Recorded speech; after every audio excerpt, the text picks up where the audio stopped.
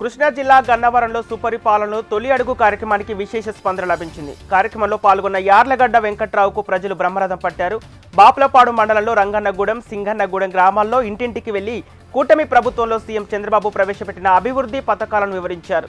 ప్రజల సమస్యలను అడిగి తెలుసుకొని పరిష్కరిస్తామని ఎమ్మెల్యే వెంకట్రావు హామీ ఇచ్చారు. రాష్ట్ర ప్రభుత్వం అత్యంత ప్రాధాన్యతతో నిర్వహిస్తున్న మెగా పేరెంట్స్ టీచర్ సమావేశాలను పకడ్బందీగా ఏర్పాటు చేసినట్లు కడప కలెక్టర్ కార్యాలయంలో జరిగిన భేటీలో జిల్లా కలెక్టర్ తెలిపారు. 10వ తేదీన జిల్లాలోని అన్ని ప్రభుత్వ, ప్రైవేట్, ఎయిడెడ్ పాఠశాలల్లో, కళాశాలల్లో పక్కా ప్రణాళికతో ఈ సమావేశాలను నిర్వహించాలని కలెక్టర్ సూచించారు. పేరెంట్స్తో పాటు ప్రజా ప్రతినిధులు, దాతలు, పూర్వపు విద్యార్థులు మీడియాకు ఆహ్వాన పత్రికలు అందించాలన్నారు. పాఠశాల గదులు, పరిసర ప్రాంతాల్లో 100% పారిశుద్ధ్య పనులు చేపట్టి పుష్పాలతో పాఠశాలను సుందరీకరించాలని తెలిపారు. విద్యార్థులందరూ వారి అమ్మ పేరు మీదుగా మొక్కలు నాటే కార్యక్రమాన్ని పక్కాగా ఏర్పాటు చేయాలని విద్యాధికారులకు కలెక్టర్ శ్రీధర్ సూచించారు.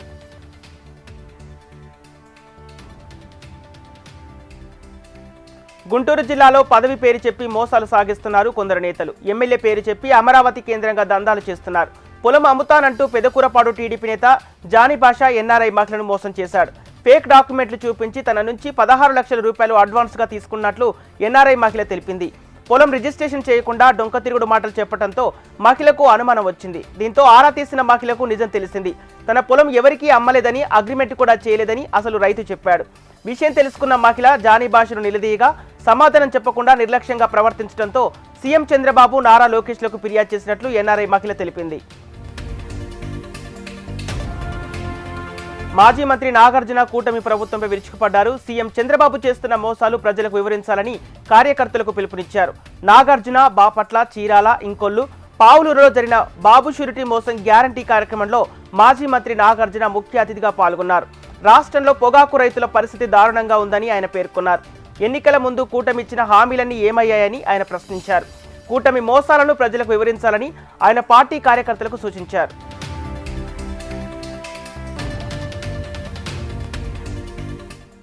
పుట్టపర్తి ప్రశాంతి నిలయంలో ఆషాఢ ఏకాదశి వేడుకలు ఘనంగా జరిగాయి. మహాసమాధి దర్శనార్థం భక్తులు భారీగా తరలి వచ్చారు. సాయి కుల్వంత్ సభా మందిరంలో ఆషాఢ ఏకాదశి వేడుకలు ఘనంగా ప్రారంభమయ్యాయి. వేడుకల్లో ప్రముఖ గాయని ఆర్య అంబేద్కర్ బృందం నిర్వహించిన సంగీత గాన కచేరీ భక్తులను ఆకట్టుకుంది. సత్యసాయి పాండురంగ నామస్మరణతో ప్రశాంతి మందిరం పులకించింది. విశాఖలో భారీగా డ్రగ్స్ స్వాధీనం చేసుకున్నారు పోలీసులు. 10 నుంచి 15 లక్షల విలువ గల 25 గ్రాముల కోకైన్ను పోలీసులు పట్టుకున్నారు. ఏయూ ఇంజనీరింగ్ కళాశాల రోడ్లో పోలీసులు విస్తృత తనిఖీలు చేపట్టారు. సౌత్ ఆఫ్రికాకు చెందిన థామస్తో పాటు విశాఖకు చెందిన అక్షయ్ని అనే నిందితులను పోలీసులు అదుపులోకి తీసుకున్నారు. వీరి నుంచి ఒక కారు, 3 లక్షల నగదు, 3 సెల్ ఫోన్లు, ఒక డైరీ స్వాధీనం చేసుకున్నారు. తనిఖీల్లో ఈగల్ టీం, విశాఖ పోలీసులు సంయుక్తంగా పాల్గొన్నారు. అరెస్టు చేసిన వారిని విచారించగా ఢిల్లీకి చెందిన వారి ముఠా వివరాలు చెప్పారని, వారి కోసం పోలీసులు తమ బృందాలను పంపనున్నట్లు అధికారులు వెల్లడించారు. ఉమ్మడి ప్రకాశం జిల్లా కందుకూరులో నకిలీ మద్యం తయారీ గుట్టురట్టయింది. గోదావరి, నెల్లూరు జిల్లాల్లో జరిపిన దాడుల్లో పట్టుబడిన నిందితులు ఇచ్చిన సమాచారం మేరకు గుడ్లూరులోని వీరాంజనేయులు ఇంటిపై సోదాలు నిర్వహించారు ఎక్సైజ్ అధికారులు. మద్యం తయారీకి ఉపయోగించే 400 లీటర్ల రెక్టిఫైడ్ స్పిరిట్ ను స్వాధీనం చేసుకుని నిందితుడిని అదుపులోకి తీసుకున్నారు.